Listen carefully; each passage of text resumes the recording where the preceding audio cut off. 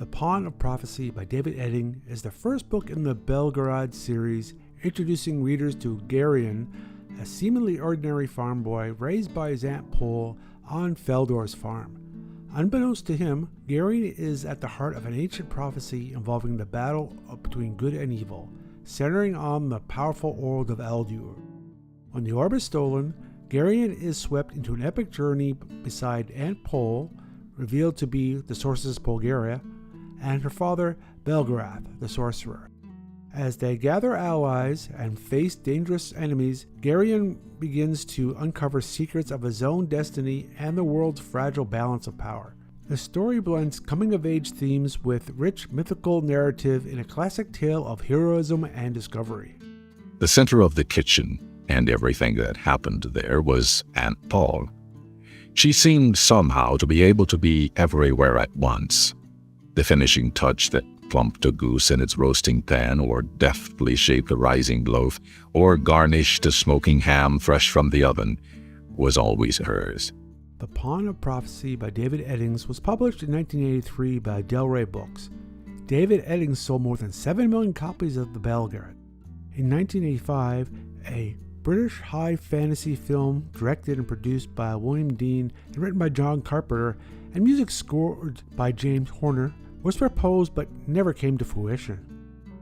The writing in Pawn of Prophecy shines through its accessible and engaging style, drawing readers into his richly imaginative world without overwhelming them with complexity. David Eddings excels in creating vibrant characters and witty dialogue, making the story feel both timeless and deeply personal as it balances epic stakes and intimate, relatable moments.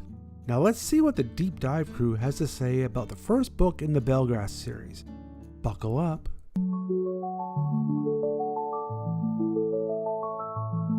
Welcome to the Deep Dive. Today we're diving into David Eddings' Pawn of Prophecy. Classic. It really is. And this is the first book in his Belgariad series. So we're introduced to Garion. Right. And he's this, well, he seems like just a normal boy living on a farm. Right. But you shared some excerpts from, these early parts of his life. Yeah. And there's so much more to it. I mean, there's this mystery. It's amazing how Eddings does that. Yeah. Like, you think you're reading this quiet story about a farm, but there's this epic fantasy just waiting to happen. Yes. And it's all these little things like Feldor's farm. Uh-huh. It's described as just this peaceful place with amazing food, like constantly. Right. Always something cooking. Always. Geese, hams, fresh bread, everything. And Aunt Paul's the one behind it all. I know, right? Her kitchen is like the heart of this whole place. Yes. It's really interesting though, Aunt Paul. What? She's not just a good cook. Yeah. Like the healer on the farm too. Oh, that's true. There's that part where a farmhand gets hurt. Yeah. And they all just turn to Aunt Paul. Right.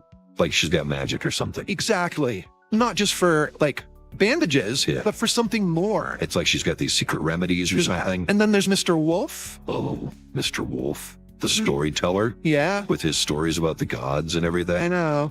Balar, Cheldon, Torak, And the orb. the Orb of Aldur. I mean, you really start to wonder. If it's more than just stories, it's like he's telling them, but they're real, They feel so real. And, Eddings is setting something up. It's true. Yeah. What do you think about that? These stories within the story. I think it's brilliant. Yeah. On one hand, they're entertaining. Yeah. But Eddings is also subtly introducing us to, the history of this world. It's true. All that mythology. Right. And those tales about Torak, the evil god who used the orb for destruction. Yeah. It's like this darkness creeping in. That contrast. Yeah. From this peaceful farm to something much bigger. Like Eddings is foreshadowing. Right. It's true. Even in these peaceful settings, there's always Something lurking. Okay, so let's talk about Brill for a second. Okay. This Murgo who shows up Yeah. and wants to buy all of Feldor's hams. See, that's suspicious right there. So suspicious. First of all, Murgos. Not exactly known for their love of picnics. No. They have this reputation. Ruthless, cunning, Warriors. and they're involved in, let's just say, other trades. Right. So why is he so interested in ham? Exactly. His reaction to that Aristide play, remember? Oh, right. That was really strange. That was a pivotal moment. It was. This simple play, and Brill Loses it. Totally. Like something about it just set him off. He even mentions an old man and a young boy. Doesn't he? I think it's supposed to be Mr. Wolf and Garion. Yeah, it has to be. Like Eddings is connecting them, but I know.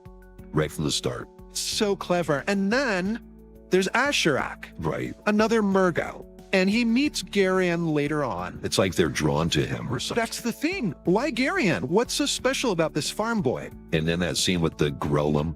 Oh, I got chills when I read that. It's creepy. He just shows up and says, I know you. To Garion? Like, how is that even possible? Rolems are creepy. Masters of dark magic. They're always shrouded in secrecy. It's true. And the fact that he recognizes Garion. It's like Garion's life is not normal at all. Exactly. There's something else going on. And then they have to flee the farm. In the middle of the night.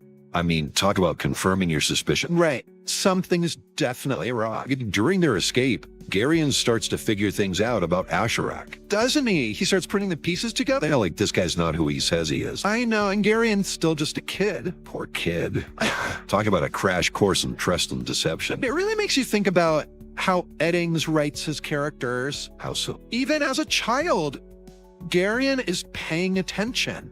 He's observant. He picks up on things others miss. Right. And this whole escape, it forces him to grow up fast. He has to.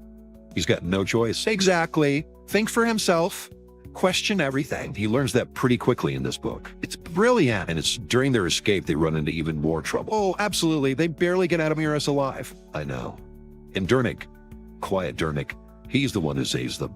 See, that's what I love about Eddings. What's that? He takes these characters like Dernick, Yeah. starts them off simple, unassuming, but But there's this hidden strength. exactly, you think he's just this blacksmith, Right. but he's got this loyalty, this fierceness. Especially when it comes to Aunt Paul, let's be real. Oh, absolutely. He's smitten, but it makes you wonder, What happened? what else is he hiding?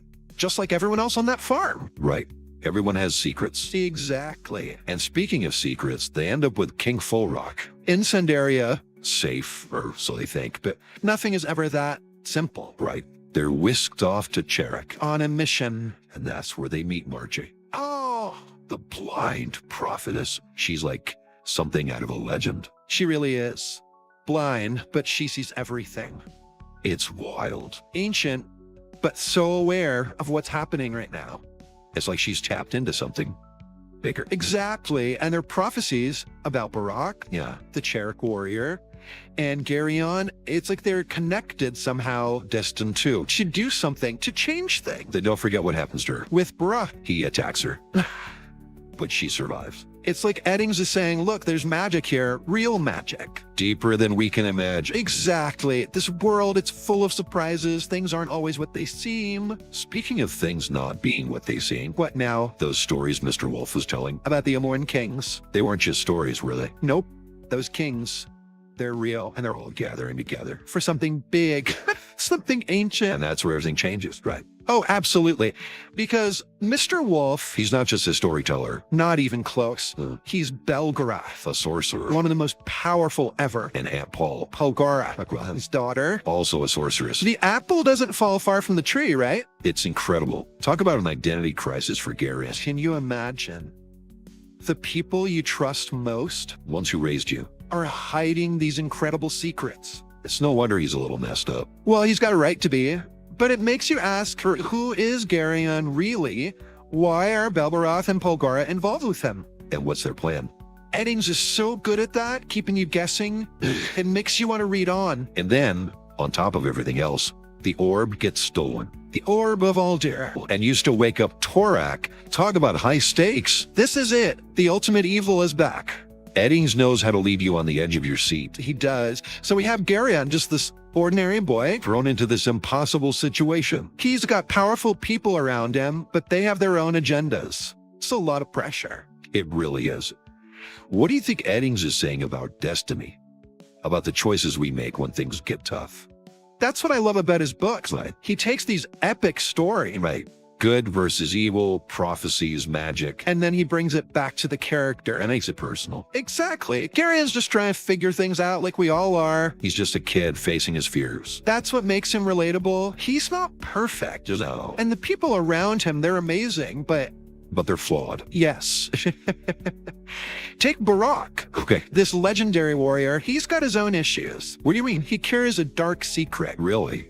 I don't remember that part. It's subtle, you have to read closely, but it makes him human. That's a good point. And Silk? The Draznian spy master, Yeah. He's clever, funny. but fiercely loyal. Exactly. And even Polgara, Powerful sorceress. underneath it all, she cares about Garion She does. like a mother. Like a family, aren't they? A very strange, dysfunctional family. Brought together by fate. Exactly. And their banter. I love that. It's hilarious. Eddings makes you laugh even when the world is ending. It's true. He finds that balance. Between the big picture and these little moments. And you're right. It makes it so much more fun to read. Oh, yeah. You're not just getting these big battles. Those are cool. Right. Because then it's like, okay, but what about the characters? Exactly. And Eddings doesn't shy away from the hard stuff either. What do you mean? Like good versus evil. It's not that simple in his books. No. No way. There are characters, they make bad choices even when they're trying to be good. Oh, I see. And there are consequences. It's not like good always wins, you know? That's true. It makes you think. It should. Eddings wants you to question things. And that's what makes it so exciting to read. You never know who to trust. Exactly. Or what's going to happen next. It's like 1 minute, you're on the edge of your seat. And the next you're laughing. He does a good job of mixing it up. He does. It's a wild ride, but so worth it. That's what makes a good fantasy series, you know? It's true. It has to transport you. Yes. But you're right there with the characters. Exactly. Feeling what they feel, facing danger. And those characters, they have to feel real. Oh, absolutely. Even if they have magical powers. Exactly. So, for anyone listening, if you haven't read Pawn of Prophecy, What are you waiting for? seriously, it's a classic for a reason. It's exciting, funny, and there's magic. What more could you want? And it's just the beginning. The Belgariad series, there's so much more to the story. It's true. I'm hooked. And I can't wait to see what happens next. You and me both. It's been a pleasure diving into this one with you. It really has. Thanks for joining us. And for everyone listening, let us know what you think. Have you read Pawn of Prophecy? What are your theories? We love hearing from you. Until next time, happy reading, everyone.